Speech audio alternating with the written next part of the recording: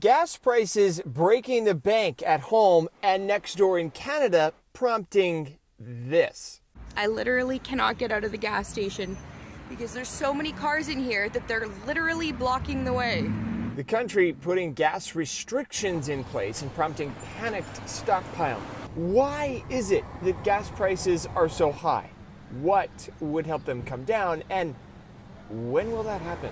We're going to see some continued price increases, quite frankly, very likely through the holiday season and in the beginning of or through Q1. Brian Marks is an economics and business professor at the University of New Haven in Connecticut. The winter months, February, are the harshest months for especially the northern tier of the United States. In simplest terms, demand for gasoline is back up, way up. People are moving around again after months spent largely in one place as the coronavirus spread. During that time, big crude oil producers slowed their output, but even after demand came back, they haven't caught up. We have a classic supply-demand dynamic going on here.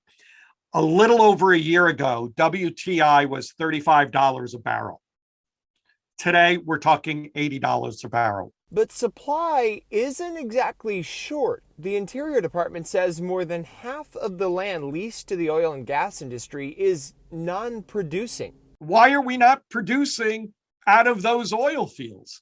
So one could argue there's a level of artificial scarcity in the fact that there is oil that can be developed and produced. The Biden administration had asked OPEC, the big oil cartel that dominates the global oil market, to ramp up production and help prices.